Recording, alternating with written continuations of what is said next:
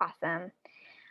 Good evening, and thank you all for joining me at our virtual Women in STEM event. My name is Rania Steinbach, and I am an undergraduate marine biology major and botany minor here at the University of Hawaii at Manoa. I am hosting this event through my position as an American Association of University Women Outreach Intern, AAUW for short. The mission of our RIO is to promote the values of AAUW on our campus and in the community. We are working towards equality in society by providing the tools necessary for women to gain economic security, to pursue their education, and advocate for women's rights. This event is sponsored by the Office of Civic and Community Engagement and was made possible through a grant from the AAUW Honolulu branch. Before we get any further into this event, I would like to acknowledge that I am a guest on this AINA visiting for the purpose of pursuing my higher education at University of Hawaii at Manoa, located in the Moku Kona and the Ahupua'a of Honolulu. I trace my family's roots to Albuquerque, New Mexico, and Nordrhein-Westfalen, Germany. I would like to begin by acknowledging that the AINA on which we would be gathering if we were in person tonight is part of the larger territory recognized by Indigenous Hawaiians as their ancestral grandmother, Papahānaumoku. I recognize that Her Majesty Queen Liliuokalani yielded the Hawaiian Kingdom and these territories under duress and protest to the United States to avoid the bloodshed of her people. I further recognize that Hawaii remains an illegally occupied state of America.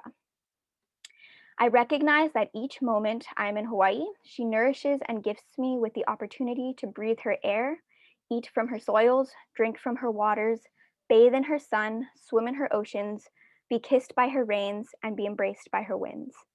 I further recognize that generations of Indigenous Hawaiians and their knowledge systems shaped Hawaii in a sustainable way that allows me to enjoy these gifts today. For this, I am grateful, and as a guest, I seek to support the varied strategies that the Indigenous peoples of Hawaii are using to protect their land and their communities, and I commit to dedicating time and resources to working in solidarity. Mahalo. At this time, please feel free to use the chat to recognize where you come from or are currently seated.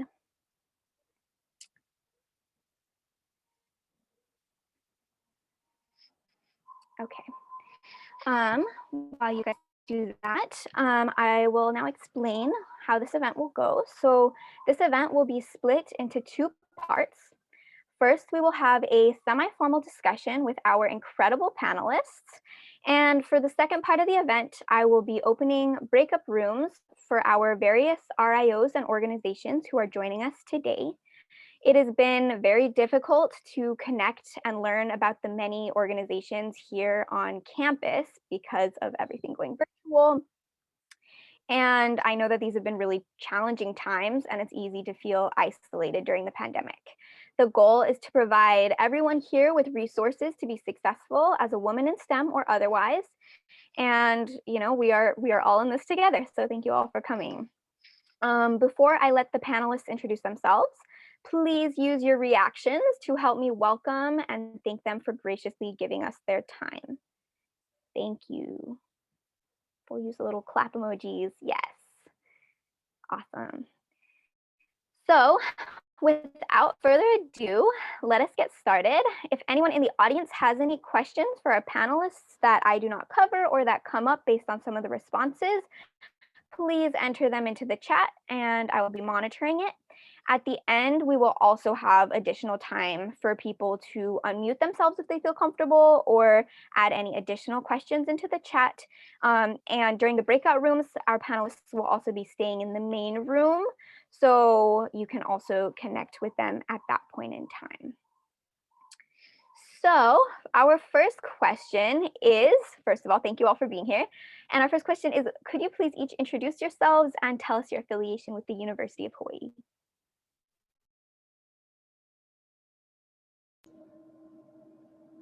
I guess I'll go first. So my name is Oceana Puanani Lei Francis.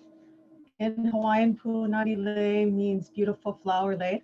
And so my ancestry is actually Native Hawaiian, Chinese and Caucasian. So my mother is native Hawaiian, almost full native Hawaiian. Um, and my affiliation is College of Engineering.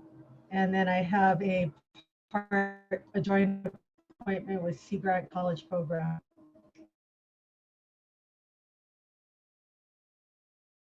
Thank you so much. We'll go to Dr. Barton. Hello, everybody. So my name is Casey Barton, and I am an associate professor in the School of Life Sciences. I was previously in the botany department, so I am a botanist. Dr. Zenil-Ferguson. Aloha. My name is Rosanna Zenil-Ferguson. I'm an assistant professor at the School of Life Sciences, just as Dr. Barton. And I am an assistant professor, and I'm originally from Toluca, Mexico. Thank you so much for joining us. And Dr. Sutherland? Hi, everyone. I'm Tanya Sutherland.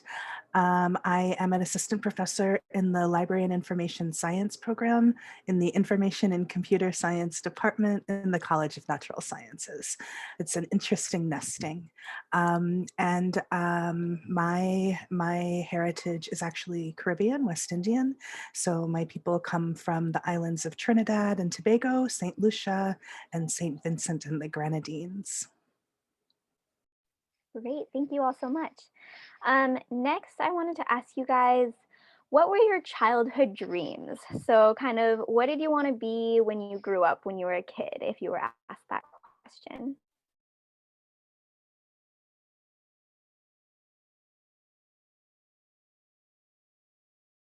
I guess we'll just go in reverse order. Dr. Sutherland, do you want to start? Sure. So, I mean, it really depended on the day. And I guess sometimes it still depends on the day.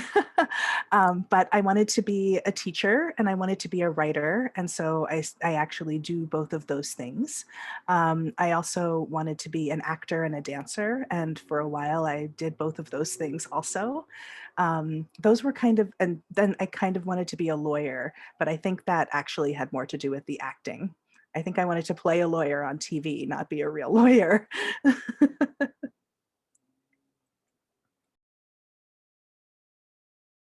guess we'll continue with the reverse order. So Dr. Zenil-Ferguson.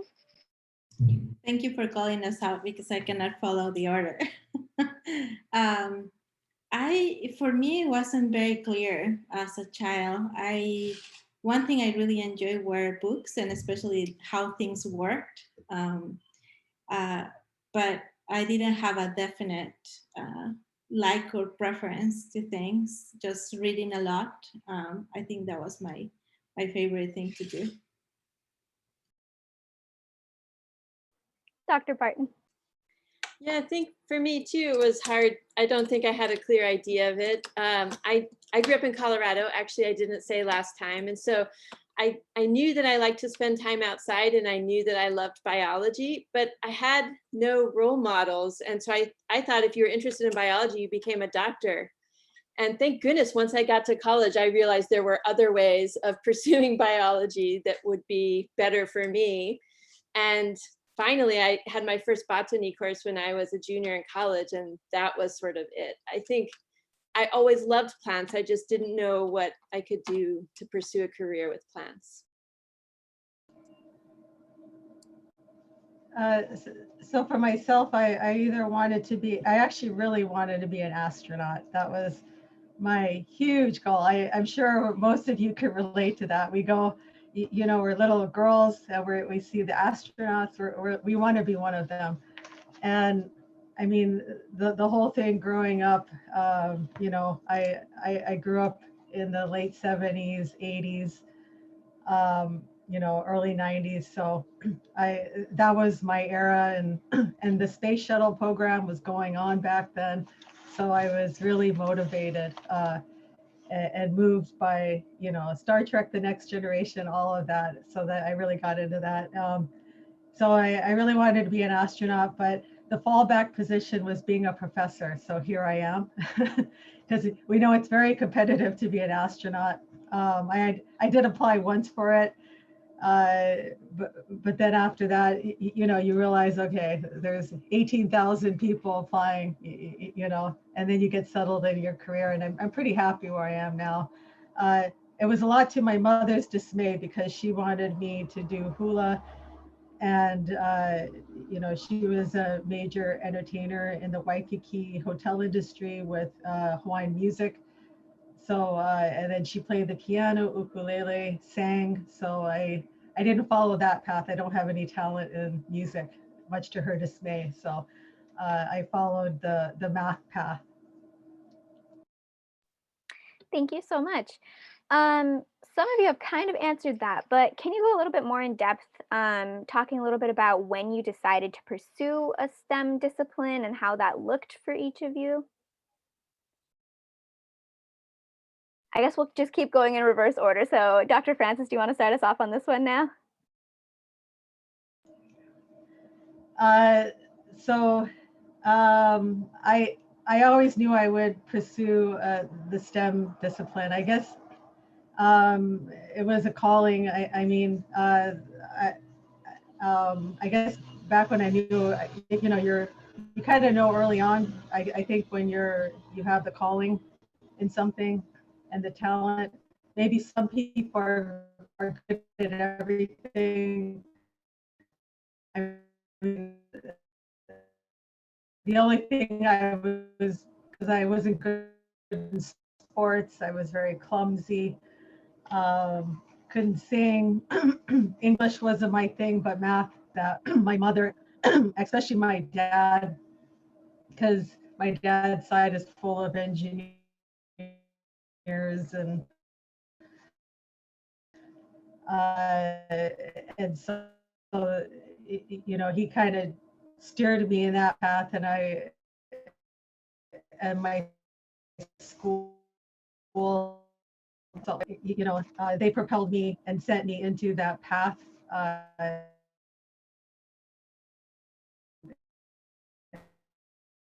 And made, you know, enrolled me in all the college advanced math courses, but they set you a few grades ahead. So I I guess I always knew math was my.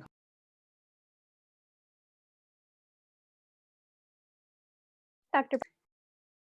Sorry, I forgot I was next.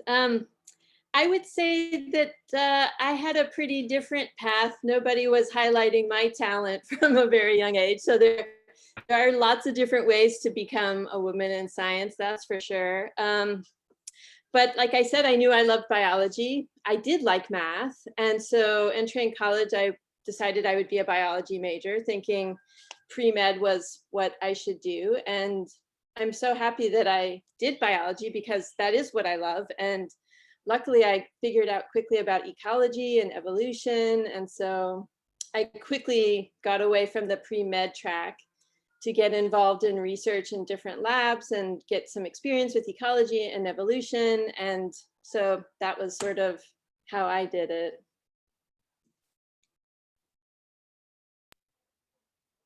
Dr. Zenil-Ferguson. Yeah, so for me, it was definitely high school. I had a very strict math professor who wouldn't let us talk in class or move or breathe. And one day he just came and told me, "You are going to the math Olympiad." And I said yes, because there was no way to say no to him. And that was eye-opening to me because he just handed me like an advanced algebra book and gave me a lot to think about with problems. And that was like day and night for me. That's when I decided that I wanted to pursue math as a path. And just experience being around, my classroom only had 4 women in math and 20 men. And so just going to the Olympiad and seeing other women that were interested in math was very eye-opening to me. Then I started thinking I could do science, and that's what I pursue in college, math. So for me, I'll say I received very mixed messages. I think partly it was because I grew up in a small town in central Pennsylvania that had about 6,000 people, and it was a predominantly white town, a predominantly Caucasian town, where race issues were really quite prominent. And I was one of a very small handful of Black children in this town. And so I had some teachers who really encouraged me in areas that I enjoyed and excelled in. So my geometry teacher, for example, was very supportive and recognized that I was loving the subject and doing well and spent extra time with me. And I joined the National Engineering Design Challenge team, and there were other girls in high school. There were other girls on the team, and so that was a very welcoming environment. But then, my science teachers. My geometry teacher was a woman. My science teachers, who were all men, were much less encouraging. So I was told I wasn't good at biology. I was told I wasn't good at physics. I was told, that I would never excel in the sciences, and basically just to give it up. Young, my dad bought a Commodore 64 when they first came out. Do you all know what this machine is? I dropped the Wikipedia in the chat for you. So it doesn't do much. You can't do much with it. But I taught myself to program on it, and I made it do what I could figure out to make it do. So there were early clues that I had leanings and indication and inclinations towards STEM disciplines, but it wasn't always encouraged. I think that's kind of a perfect segue. We do have one question from the audience as well that you addressed a little bit, but it would be nice to hear some of the other panelists also expand on. Did you have any mentors or friends in the sciences, especially when you were first deciding to enter this career, who did encourage you and did help you pursue STEM? I mean, I always had encouragement growing up. I mean, especially my dad always said, you could do anything a man can. He always taught his daughters and his sons, they're equally smart. But when I got to college, it seemed that's where I started to face the discrimination. And it began as an undergraduate when I was getting my degree in physics. So, I mean, I relate to, a lot of the women here, there's very few women in your class and mostly men. And your male professors may not be very encouraging. I mean, and that's when I first encountered the discrimination. Does anyone else want to expand a little bit more on mentors? So when I got to college, I went to a small liberal arts college, actually, in Western Massachusetts, a very non-traditional type of approach. And you had to complete what was basically an exam, but it could be a project, or you could take 2 classes to fulfill this requirement. And they called it a Division 1. And you had to do one in the natural sciences, in humanities and arts, in the social sciences, and then I don't remember the 4th one now. But so coming out of my high school experience, I was terrified about a natural science Division 1. I'd been told human biological diversity, and I had a wonderful professor who mentored me through doing a project on trying to figure out whether or not osteoporosis was a white female disease. And, looking at some of the social indicators and looking at looking at things that weren't just the studies that were coming out of the medical journals, right? So like really trying to think about some of the sociocultural impacts and stuff like that. And so instead of grades at this college, you get a written evaluation. And in my evaluation, this professor said that he believed I had a very strong future in any STEM discipline that I chose to pursue. And it was the first time a science professor, a science teacher had ever encouraged me. And you know, I still hold on to that. Like I never forget that experience. It really makes a big difference when you have a mentor or. Yeah, I agree that the mentorship is extremely important. And I wasn't lucky enough to have a female mentor till my PhD, but I was lucky enough to have male mentors. And now that I'm thinking about it through the history that you're making us go back in time, at least all my college mentors that were men, they were married to women scientists. So you would understand why they had a different perspective from others. And I owe most of my colleagues' experience to them because being first generation college was really intimidating. Being away from home was very intimidating, right? Having to travel alone, very young. And in college, who no other women in my family had really like gone through that experience. It was very difficult, but I found mentors in men that were very supportive of women.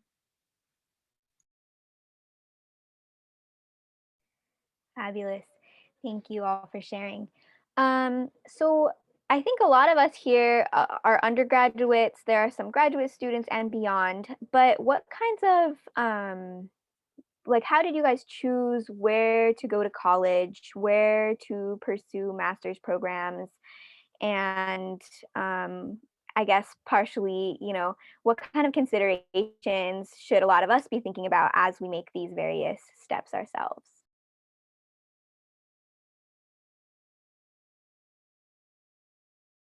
We'll start with Dr. Barton. So I think it's really different how you choose undergraduate from graduate. I think, at least for me, I sort of fell into undergraduate, and I was very lucky. I went to Stanford University, which was a great opportunity, and I got some amazing teachers, and I got introduced to botany and totally changed my path. Listening to everybody else, I feel sort of bummed out because no one ever took me under their wing, really. I feel disappointed that nobody really did give me that encouragement early on, but except for my family, which I think is so important. And I was made to feel like I could do anything I wanted, but it was a struggle figuring out what that was because my family, as supportive as they were, didn't any of them know science as a career.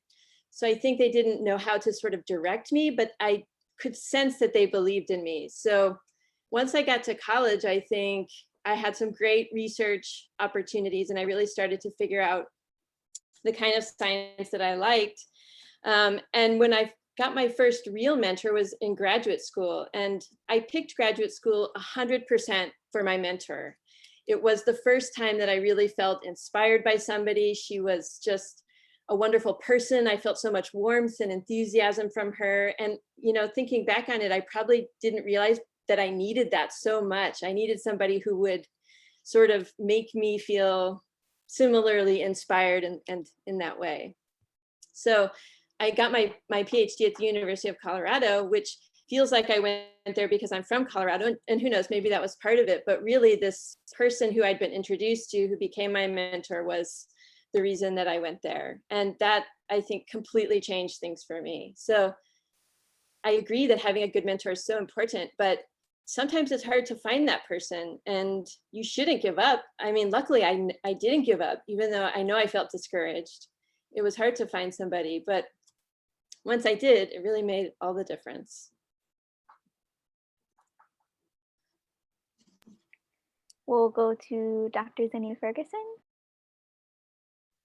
I always, like I didn't get to choose college because at the time I started applying the National University in Mexico, where I would have loved to study math, went on a strike. So there were no college admissions and no classes. and the buildings were getting destroyed. It was awful. So there was this private university that seek the business opportunity of offering scholarships. And I earned one of those scholarships, and that's how I chose going to the private university and studying applied math. But otherwise, I would have gone to the biggest research institution in my country. And lucky enough, because of the strike, this private university stole a lot of professors from the national university to work. So I was lucky to get a really nice experience in terms of what science looks like. And the same later, when I started my master's degree, also in Mexico, I went to the largest research institution in math, not really knowing a mentor, but knowing the quality of science. And that's where I met who will become my PhD advisor later. So yeah, choosing a person or choosing an institution that really does the science that you like, it's very important, right? In a place that you know you will be really happy. I think that has been my. Dr. Sutherland?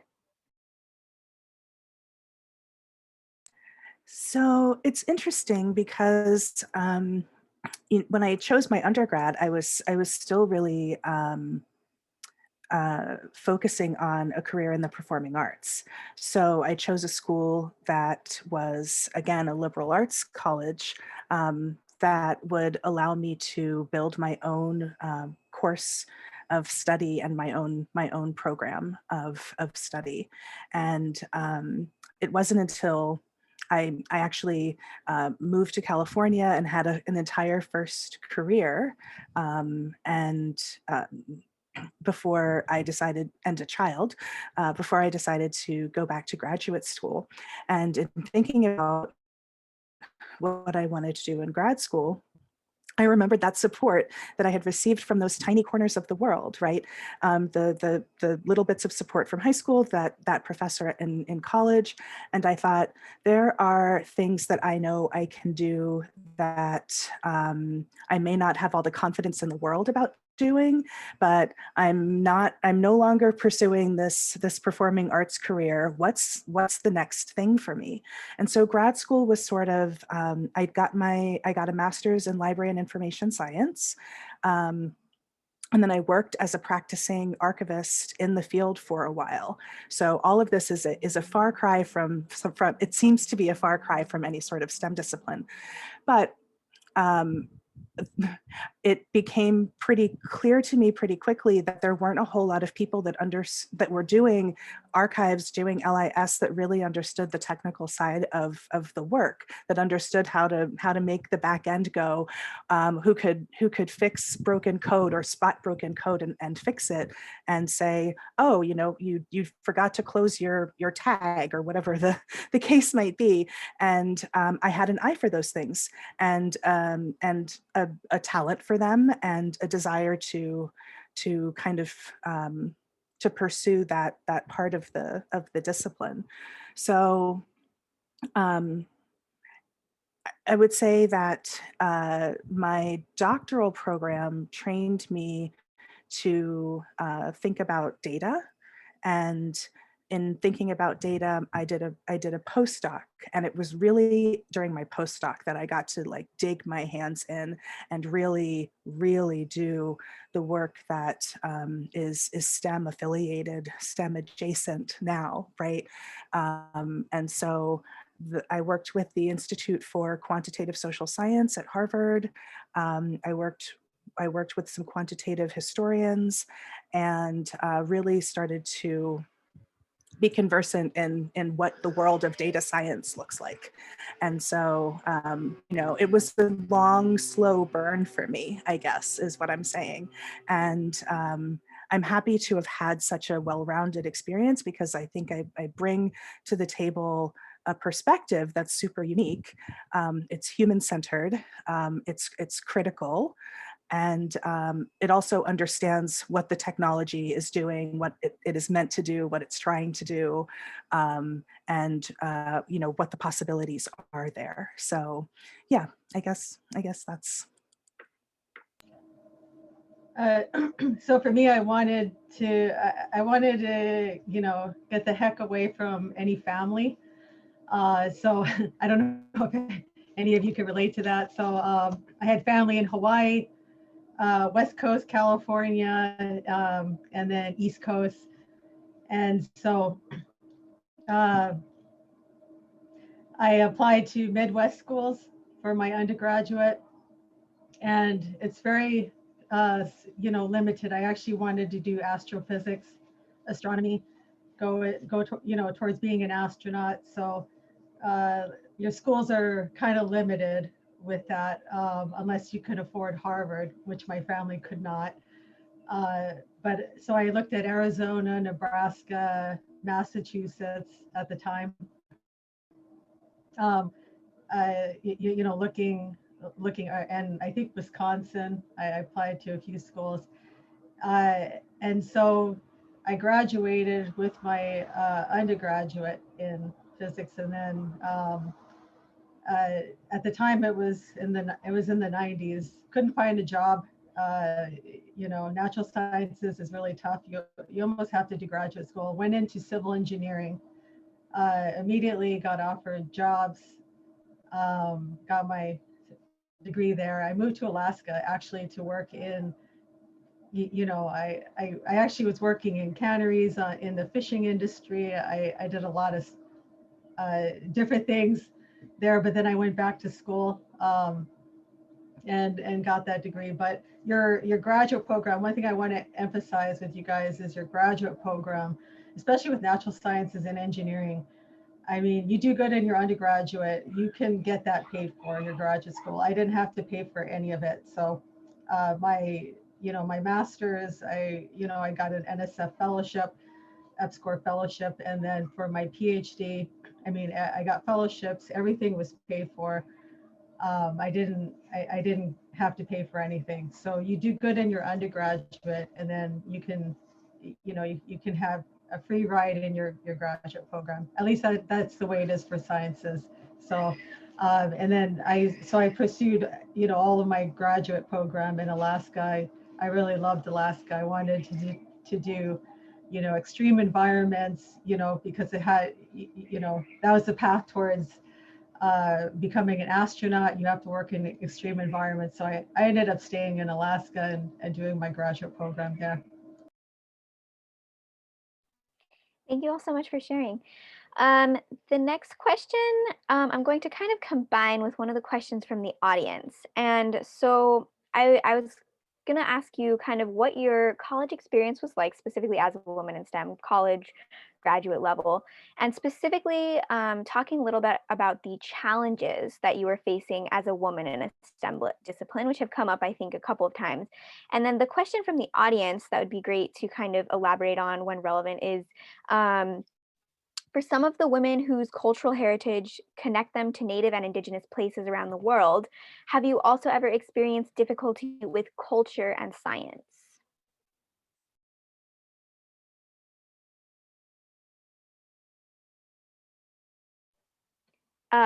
Dr. Francis, do you want to start us off on that one? I could definitely tell you about, your last question. I want to focus on that. Because we all come from diverse cultures. And unless you are from the area, especially, you don't have that support. Back then, Native Hawaiians, the Pacific Islanders, when I was going through college, we were linked with Asians. We're just in one big category. I mean, now we're, separated, but there weren't many categories back then. But Hawaii is so good. UH Mānoa is so good about distinguishing different categories, with our Pacific Islander groups, which I think is so important to our students here. And especially, we have to recognize that, I mean, we have Native Hawaiians, Pacific Islanders, which encompass a huge group, all Pacific Islanders, you know, but there's also the group of Filipinos, which you know, are a different group as well, I consider, from Asian. So you know, we have to recognize these different groups, and UH Manoa, I think, is so ahead of the game compared to the mainland schools. So but you know, luckily on the mainland and in Alaska, I bonded with Native American Alaska Native groups. They kind of took me under their wing, which you know, was very encouraging and helped me because you know, the schools I went to were a lot, you know, it was predominantly Caucasian, and so you know, looking at, they said, okay, you're Native Hawaiian and Caucasian. Okay, you're Caucasian then. You know, there was, or you're Asian. You're either one or the other. So, but luckily I had a lot of friends and different support groups, but it's bonding with the right people. You can find you know, I think I would have bonded too with other cultural groups, but there weren't a lot of, you know, African Americans or Hispanics in the places I went to school at. So I think I would have bonded with them as well. It was either, you know, but there were Native American and Alaska Native groups in the areas I went to. So I guess I touched on the cultural part. I know you asked a bunch of other questions, but I want to give the others a chance to respond. Dr. Sutherland, do you want to go? So yeah, so the specifically, yeah, any challenges or experience of difficulty with culture and science, slash, if you want to go any more in depth with some of the challenges that you have faced specifically as a woman. And Sure. So, okay. So, I went to the University of Pittsburgh, which that's where I did my master's and my PhD. I forgot to mention that earlier. And at the time, the dean of the what is called the I School, the dean of the I School, he had worked at DARPA and was one of the sort of founding thinkers around the iSchool movement. So the I in iSchool stands for information. And the idea was to bring together a lot of different people that sort of have information as a core inquiry, I guess, right?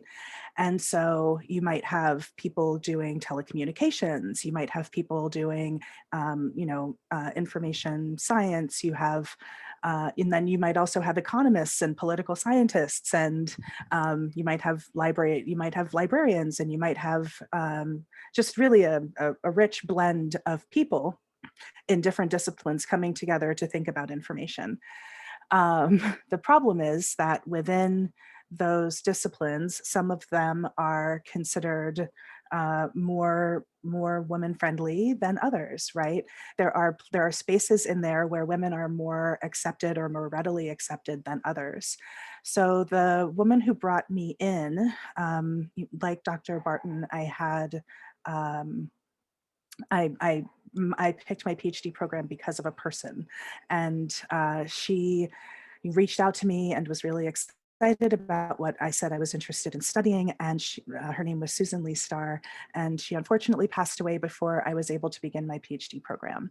Her husband, Jeff Bowker, took me under his wing, and really, you know, if it wasn't for him, I would not have had entree. I would not have had, there would have been no path in to a lot of the conversations that were happening that I was interested in around technology, around data, around those types of things.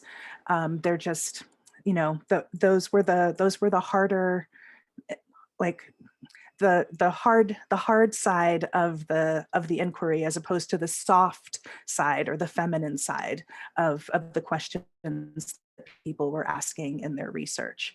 So I'm grateful to him for clearing a path for me. I'm not certain that I would have been able to do it myself. And you know, I'm sitting here now and recognizing that it actually took, you know, like a man to open space for me. It's hard to sit with, and it's part of the reason that I make sure that I'm not pulling the ladder up behind me, right? That I'm lifting as I climb. In terms of culture, one of the things that I study is the impacts of new technologies on racialized bodies. So, you know, when when I try to use the camera on Zoom, it doesn't always pick up my skin tone. And there have been studies that have been done about these kinds of things. But you know, the machine learning is done on Caucasian faces, not on faces of color. And so, you know, like it'll just go completely gray. And so one of the things that I study and write about is the ways that technology is designed not with people who look like me in mind. And there are gendered aspects of that, and there are racialized aspects of that. And so one of the things, and I'll drop the link to it, one of the things that I've done recently in collaboration with a group of other women is the Feminist Data Manifest No. And it's a series of commitments and refusals, commitments to building a more equitable data future, and refusing certain kinds of data harms. So yeah, I think there are so many aspects of this that I feel like we could probably talk all day. So I'll stop and let someone else respond. Thank you. Dr. Barton, you want to go next? Sure, thanks. I think in my experience, I have faced constant microaggressions and feeling like I'm not being taken seriously. And I think when I was in college, I probably didn't notice it as much because I had so little self-confidence that I just felt like that was what I deserved or something, was just sort of to be ignored. And now in retrospect, I feel much more anger about how I think I was treated. But I think what I've always done, and I know I did in college, was to identify people who didn't make me feel that way, right? So there are always going to be people you can identify with and who I knew were supporting me and we worked well together. And I'm talking about peers, really. So like the only way to get through college, at least for me, was to have study groups. And I had a great study group for my biology classes, which included men and women. And I felt like we were all sort of on the same team and supporting each other. And that was, I think, really helpful for me to feel positive. And it worked well. I did well and I got through, and I have lots of great friends from them. And I think it's always been my strategy to try to ignore those things, which is probably not necessarily helpful. And of course, now as a professor, I see that happen to my own students, and it makes me very angry. And of course, I'm not just ignoring it now. That's unacceptable. And I'm shocked that I still experience it constantly, because I think I would have assumed that by now I have sort of succeeded enough that shouldn't keep happening, but it does in the same ways, the small ways of being left out and ignored and second guessed and dismissed and disrespected constantly.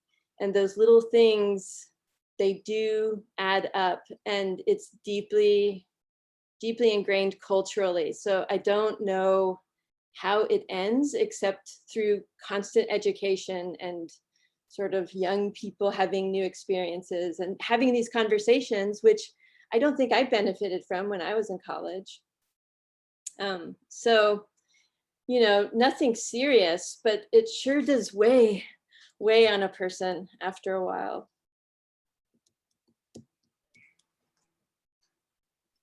Dr. Zenil-Ferguson. Okay, I think that there are lots of questions and lots of stories from these perspectives, and a lot of in common with the other panelists. The first question, I just want to go back, right, was was your experience in college?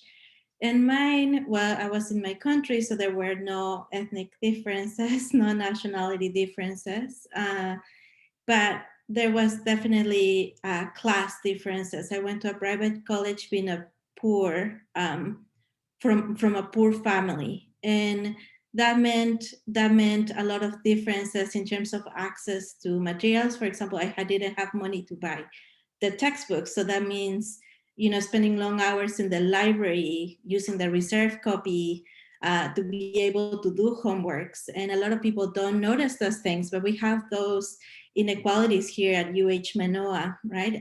So one of the changes that I've been a big advocate for was in our introductory biology, keep up with the open education textbook, because that has $0 associated for the class in terms of the materials, right? And the class has 300 to 500 students. So I've been trying my best to keep that book as our textbook, knowing that open education textbooks are not perfect, but at least equalize access to the resources. So I struggled through that a lot.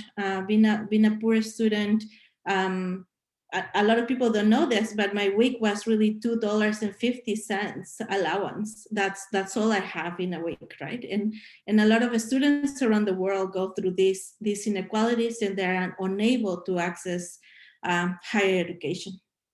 And later, much later, I found, especially when I moved to the US, again, my gender and of course my ethnicity made it very, very difficult to be a scientist. And I started noticing right away in grad school, right? I went to University of Florida that has a huge Latino population at undergrad level. But when you reach graduate levels, that is much, much smaller pool. And I had classmates who, again, didn't take me seriously. They didn't think I had a space or deserved to be there. And unfortunately, as I have progressed in my science career, those microaggressions have become more obvious and sometimes more, sometimes uglier. And it's been a battle, right? Even as an assistant professor, I've encountered that from senior professors. All across in Manoa and outside of Manoa. So how you deal with that and how you train and how you go back to your bases and assure yourself there that you deserve to be here is very important. And the other part of the question was like how cultural approaches intersect with our science. I think 100% intersect, right? From those experiences of microaggressions, but also from how you view the world of science, right? And how you view the role of your students.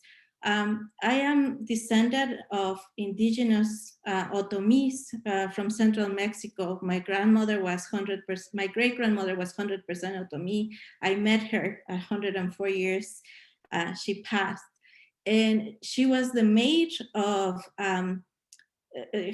her husband, and her husband was descended of Spanish, right? So my blood is one of conquistadors and indigenous, and how you reconcile that blood and how I perceive the role of Native Hawaiians in their importance in science and their importance of their voice in issues like the Mauna Kea, and it's extremely, I relate to that really deeply. The way the women indigenous in my family were treated, right, in my own family were treated was unjust.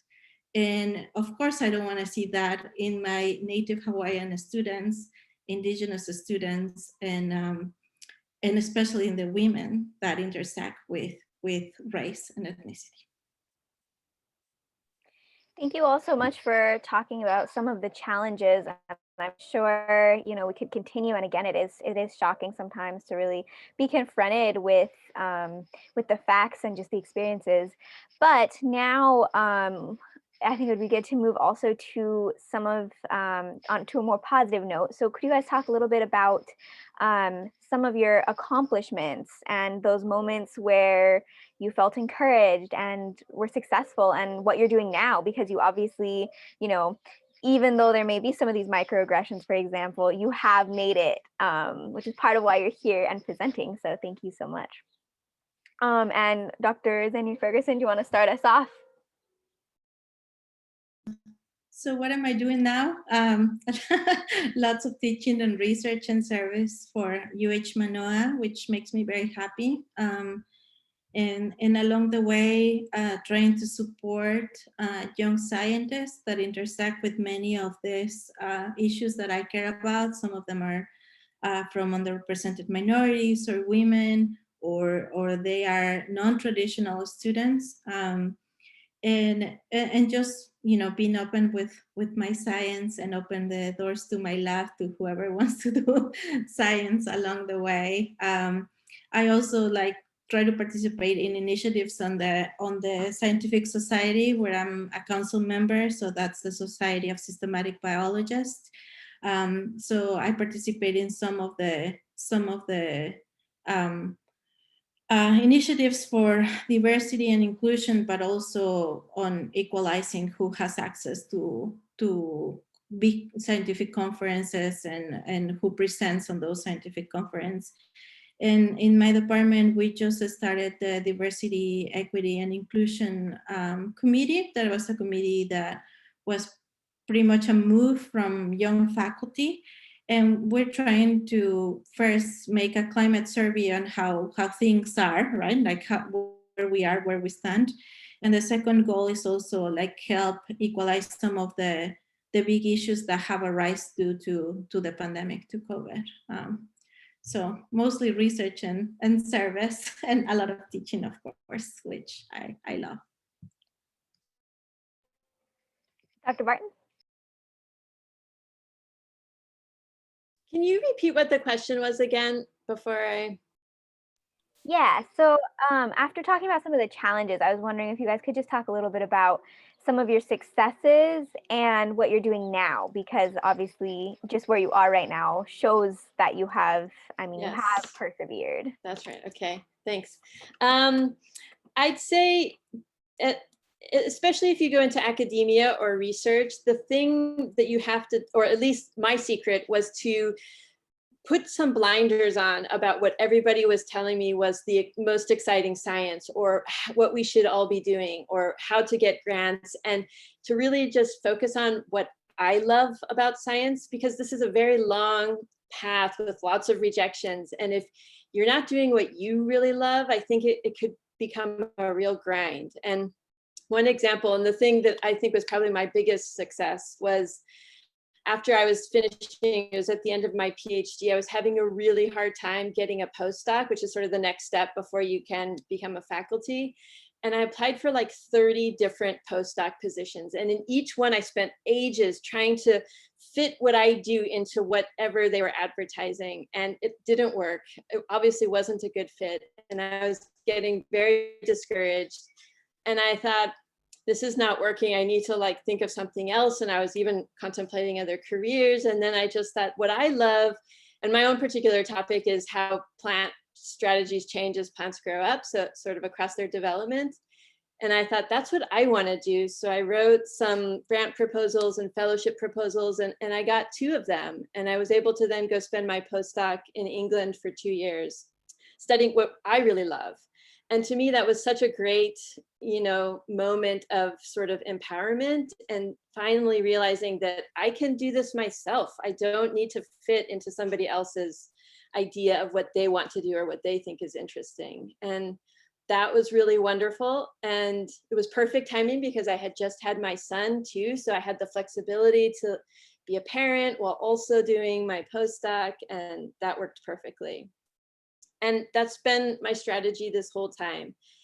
Chasing grants and money is always part of what we do, but it has to be coming from something you really love. So for me, that's been my path. And I know my research doesn't interest everybody, but that's okay, because it really interests me.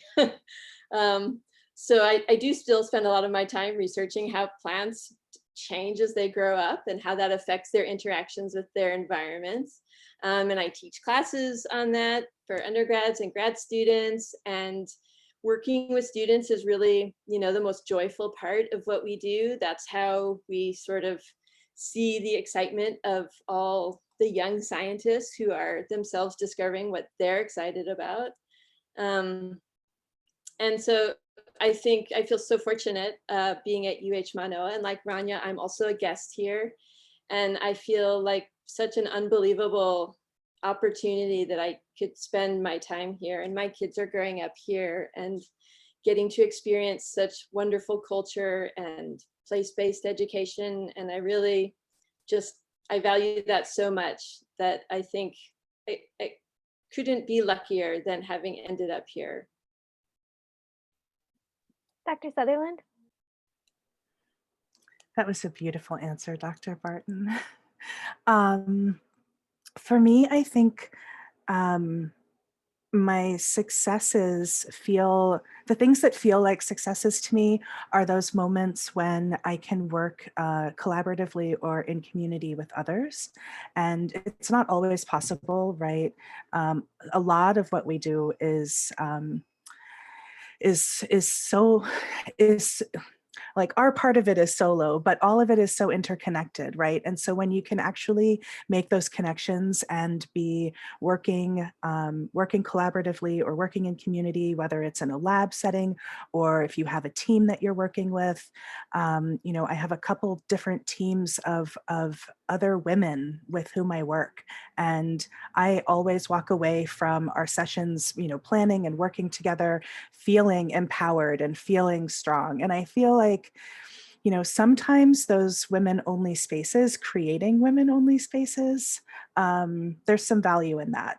And it's not to say that's the only mode in which I can work or the only mode in which I want to work, but there's real value in carving out corners of the world where you can work with other people who help you feel empowered and help you feel strong and support the work that you're doing and believe in you and applaud you. And then again, I think that reinforces for me always my own desire to make sure that I've left the door open behind me and that I have a hand reaching out to help bring somebody else along, bring them into the field, into the profession, whatever the case may be.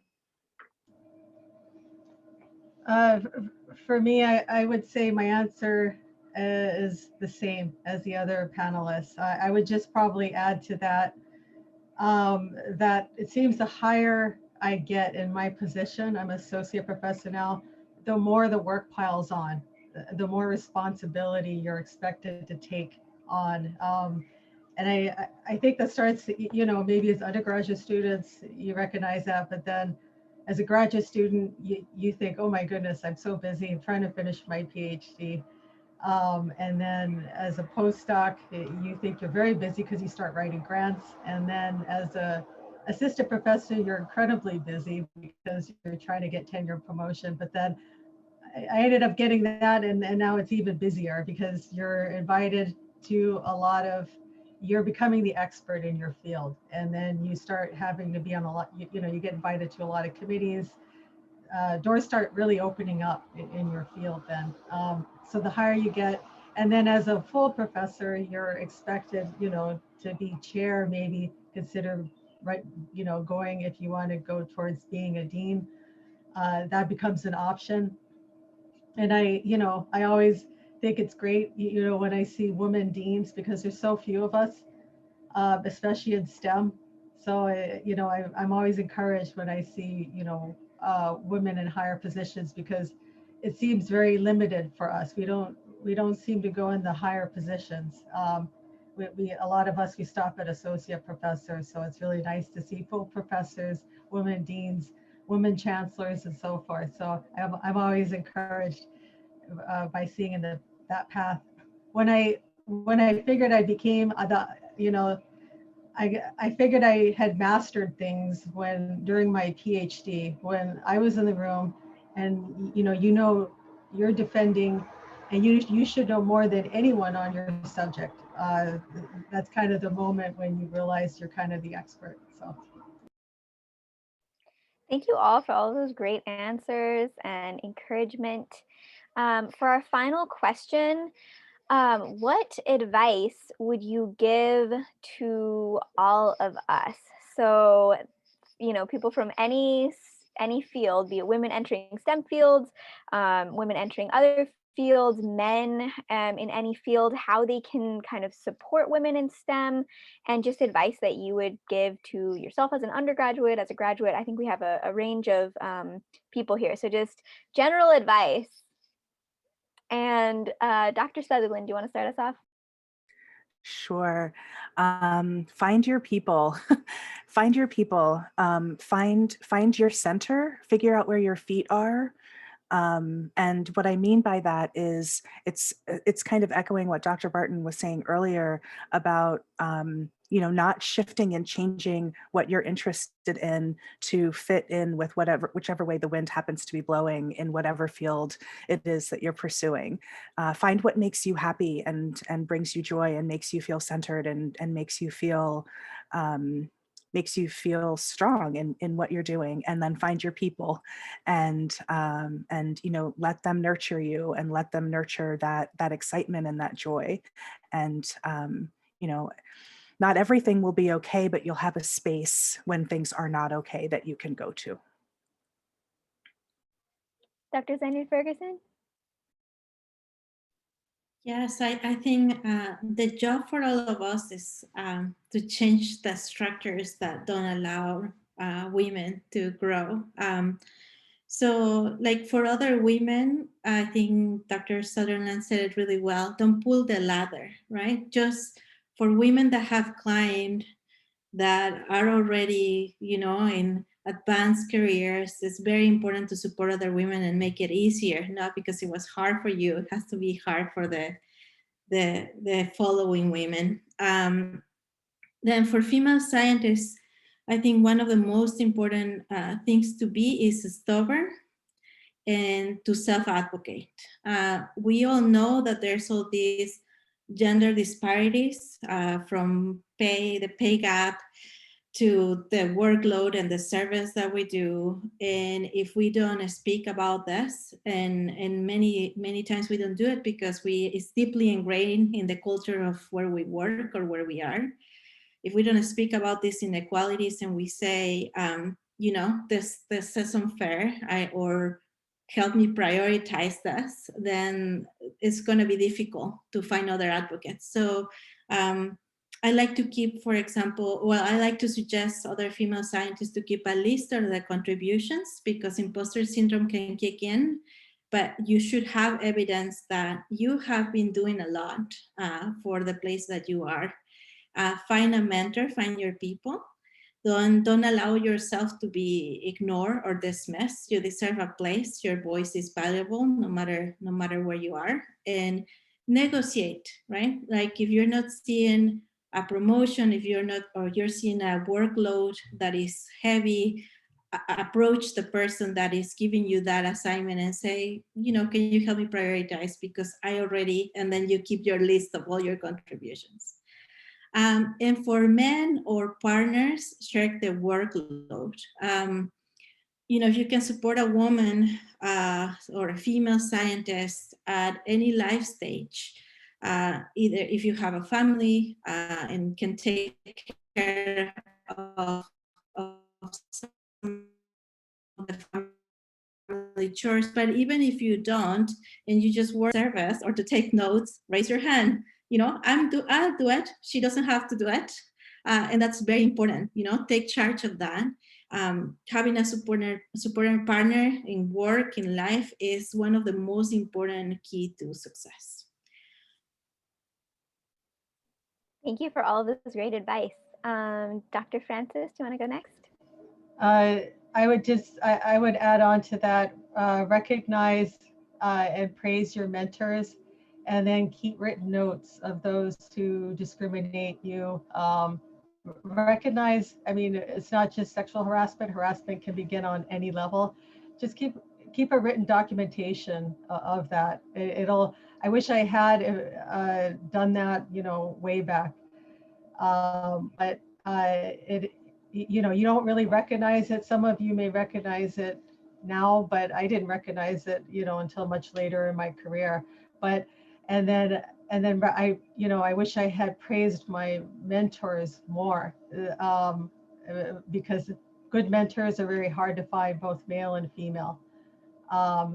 And so if you have them, tell them thank you for what they do and their service. And it means a lot to them.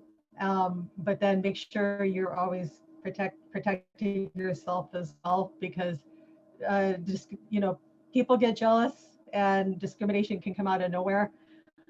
And that's, a very successful woman can be frightening to a lot of people. So it's important, praise your mentors, and then, make sure you keep written notes to protect yourself against those who Thank you for that advice as well. And last but not least, Dr. Barton. I have two pieces of advice. One is to expect everything of yourself. I think one of the most pervasive kinds of microaggression is that women are underestimated all the time. I'm sure you've all experienced this sort of like surprise that a woman can be smart or do well or achieve things. That is the worst. And I think that wears on us, and it lowers our own expectations of ourselves because everybody else expects so little of us. And that's ridiculous. I think we need to expect everything of ourselves because we can, right? We can do all of it. So I think retraining our own expectations to be high, to shoot ourselves high, is how we're going to do it all. And my second piece of advice is be sure you have hobbies. So I think probably one of the side effects of being a scientist is that we love what we do so much. It's so fascinating and we're so curious and we always want to be doing it. It's easy to get just on, focusing on our work 100% of the time. And there's something great about that, of course. But I also think that if you put everything in that, then the discouragements or the disappointments become so big. It takes up so much room in your life. And having other things that you do also can be really nice and a good break and probably good for our minds. And my hobbies are that I love to read and I love my kids. So I spend a lot of time on my kids. My kids are my hobbies. But I think that's always been really good for me to have that excuse to set it aside and marinate for a little while and then come back. Wow, thank you all so much. I'm so glad this is being recorded so that we can refer back to it at a later time. And I might ask you all to maybe write up those pieces of advice again so that in the follow-up email, I can send those pieces of advice and encouragement out.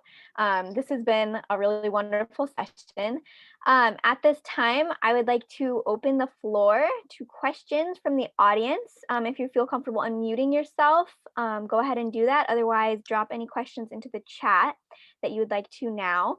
The panelists that are able to will stay in the main breakout room if you want to talk to them a little bit more once we move to the second part of this event where we open the breakout rooms. So I'll wait maybe, I'll mute myself. If anyone wants to speak up and ask a question, please do now. Otherwise, drop the questions in the chat box. I'll give you all about a minute.